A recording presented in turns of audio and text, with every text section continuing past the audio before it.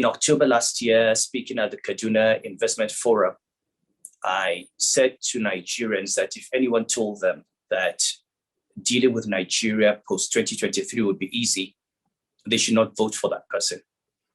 And I meant it, because I don't think Nigeria has been in a place as difficult as this since the Civil War. We have a challenge of nation building. We have a country that has now been divided very dangerously along ethnic and religious lines.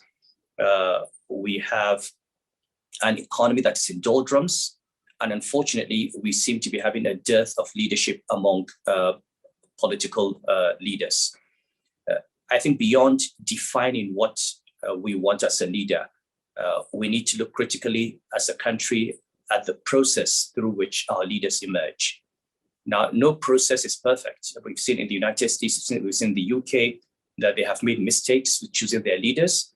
But at the very least, the people know who they are voting for. I think we need to begin to look at the Electoral Act much, much earlier than elections. We need to have a system where you cannot just go and participate in party primaries without exposing yourself to public scrutiny. This is what happens in the UK, Labour Party, the Tories, Americans, the Democrats and the Republicans. Everybody has a chance to see them as they address their party. Everybody has a chance to understand what their policy is, what their vision is. They ask questions, and people know what they're voting for. So even when the party selects a candidate, you know that the nation knows the candidate they've selected. And throughout, they're compelled by law to participate in public debates, to come and discuss issues of policy. This is the only country I know where we only know when we have elected a president if he knows what he's doing, if he understands what the job is, what his plans are, what his vision is. You can actually get into the presidency without Nigerians knowing exactly whether you have the capacity to do the job or whether you have the vision to do the job.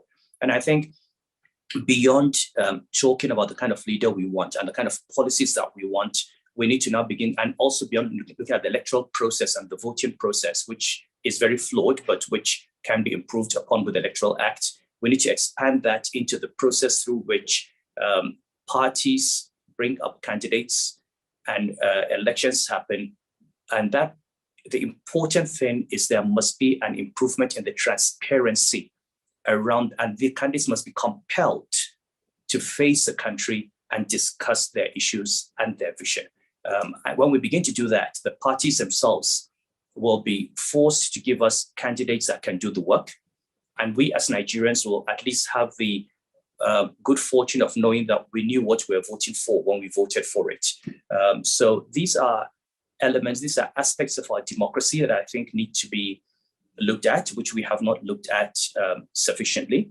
I'm sure the topic today will talk about the decades of missteps we have made on the economy, the way we have reversed institutional growth and institutional independence and development, where we now have weak institutions that have been totally politicized.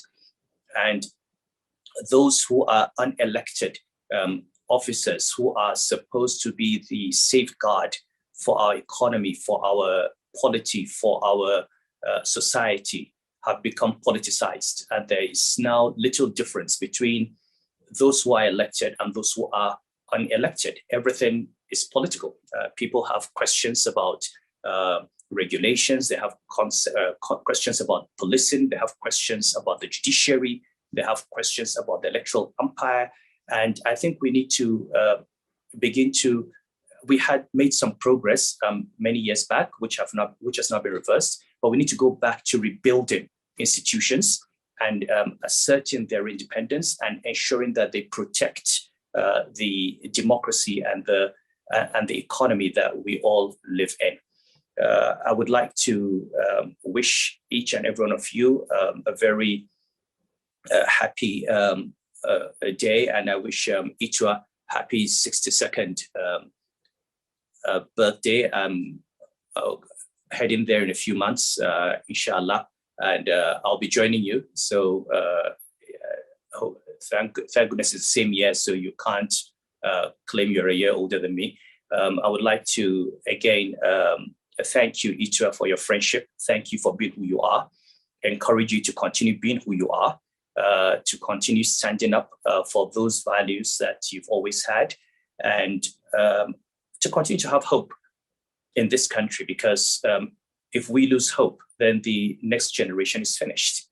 All of us have been beneficiaries of the work that was done by those before us, and we have a responsibility for rebuilding this country for those who are going to come after us.